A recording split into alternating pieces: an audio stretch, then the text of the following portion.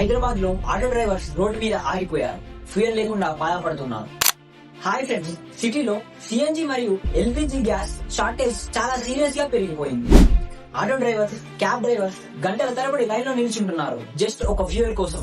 2 గంటలు లైన్ లో వెయిట్ చేశాను, కానీ ఫ్యూయల్ దొరకలేదు. ఇప్పుడు నా ఫ్యామిలీని ఎలా నడిపించాలో నాకు ఇప్పుడు అర్థం కావట్లేదు అంటూ ఒక డ్రైవర్ మాట్లాడాడు.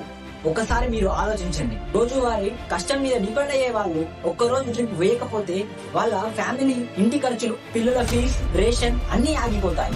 డైలీ మినిమం 500 to 800 లాస్ వస్తుంది ఒక డ్రైవర్ కి. యూనియన్స్ స్ట్రాంగ్ గా రియాక్ట్ అవుతున్నారు. గవర్నమెంట్ ని ఇమీడియట్ గా యాక్షన్ తీసుకోవాలని డిమాండ్ చేస్తున్నారు. కానీ ఇప్పటి వరకు గవర్నమెంట్ నుండి క్లియర్ ఆన్సర్ అనేది రాలేదు. డ్రైవర్స్ ఫ్రస్ట్రేషన్ తో స్ట్రైక్స్ గురించి కూడా మాట్లాడుకుంటున్నారు. ఈ ప్రాబ్లం కామన్ పీపుల్ కూడా ఎఫెక్ట్ చేస్తుంది. ఆటో చార్జెస్ పెరిగిపోతాయి, క్యాబ్ అవైలబిలిటీ తగ్గుతుంది. మనం డైలీ ఆగలేకుతాం, కానీ ఒక్కసారి ఆ డ్రైవర్ గురించి ఆలోచించండి. వాళ్ళు కూడా తన ఫ్యామిలీ కోసం ఎంతో కష్టపడుతూ ఉంటారు. ఈ సిఎన్జి షార్టేజ్ కి రెస్పాన్సిబిలిటీ ఎవరు? గవర్నమెంటా, లేదా ఆయిల్ కంపెనీసా, లేదా ఈ మొత్తం సిస్టమా? కామెంట్ లో చెప్పండి.